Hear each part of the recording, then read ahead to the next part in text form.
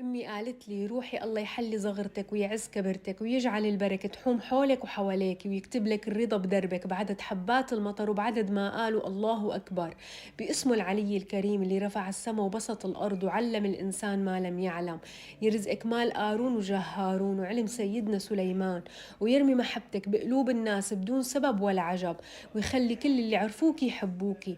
ربي يرزقك شلالات ذهب بلا شقى وبلا تعب، وربي يكللك بالرضا وين ما رحتي وكيف ما فتلتي. ربي يرضى عليك وعلى ذريتك بعدد ما ذكر اسم الله وما غرد الطير وغنى.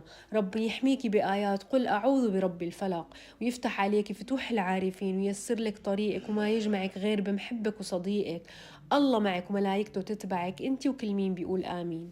أمي قالت لي روحي الله يحلي صغرتك ويعز كبرتك ويجعل البركة تحوم حولك وحواليك ويكتب لك الرضا بدربك بعدد حبات المطر وبعدد ما قالوا الله أكبر.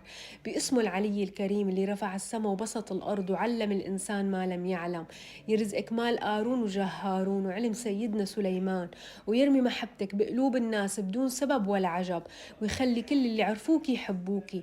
ربي يرزقك شلالات ذهب بلا شقى وبلا تعب، وربي يكللك بالرضا وين ما رحتي وكيف ما فتلتي. ربي يرضى عليك وعلى ذريتك بعدد ما ذكر اسم الله وما غرد الطير وغنى. ربي يحميكي بآيات قل أعوذ برب الفلق، ويفتح عليك فتوح العارفين ويسر لك طريقك وما يجمعك غير بمحبك وصديقك. الله معك وملايكته تتبعك انت وكل مين بيقول آمين.